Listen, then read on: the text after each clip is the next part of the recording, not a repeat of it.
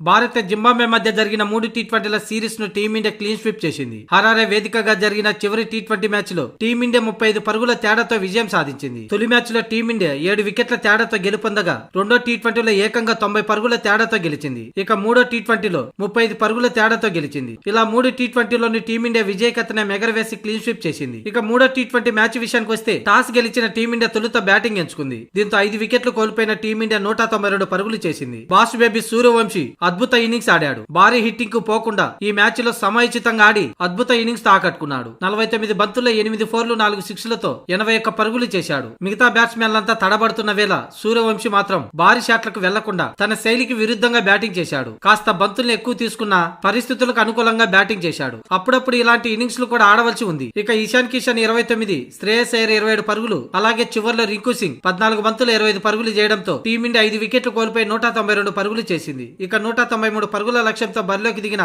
Zimbabwe జట్టు 20 ఓవర్లలో 7 వికెట్లు కోల్పోయి 157 పరుగులే చేసింది. ఆరంభం నుంచే వికెట్లను కోల్పోయిన జింబాబ్వే జట్టు ఇంకా ముందుగానే ఆల్అౌట్ కావాల్సింది. టీమిండియా ఫీల్డింగ్ వైఫల్యం, అంది వచ్చిన క్యాచ్ల్ని వదిలేయటం ద్వారా చాలా త్వరగా మ్యాచ్ ముగిసి ఉండేది. మొత్తానికైతే 7 వికెట్లు కోల్పోయి 157 పరుగులే చేసింది జింబాబ్వే. రియాన్ బుల్ 43 బంతుల్లో 5 ఫోర్ల సహాయంతో 54 పరుగులతో నాటౌట్ గా నిలిచాడు. తానొక్కడే చెప్పుకోదగ్గ ప్రదర్శన చేశాడు. మొత్తంగా 35 పరుగుల తేడాతో జింబాబ్వే ఓటమి పాలైంది. టీమిండియా బౌలర్లలో మయాంక్ యాదవ్ కు 3 వికెట్లు దక్కించుకోగా ఎస్ ఠాగూర్ కు 2 వికెట్లు దక్కాయి. ఇక అశోక్ శర్మ, రవి బిష్ణోయ్కి చెరొక వికెట్ దక్కింది. ఇక మొత్తంగా ఈ 3 టీ20లోని బ్యాటింగ్ తో అభిషేక్ శర్మ తీవ్రంగా నిరాశపరిచాడు. ఒక మ్యాచ్ లో కూడా ఆకట్టుకునే ప్రదర్శన చేయలేదు. మొత్తానికి శ్రేయస్ అయ్యర్ తన కెప్టెన్సీ లో తొలి 2 సిరీస్ లో క్లీన్ స్వీప్ కు గురయ్యాడు. అయితే ఇప్పుడు జింబాబ్వే పై యూకేలో కోల్పోయిన క్లీన్ స్వీప్ ను ఇక్కడ జింబాబ్వేలో సాధించాడు.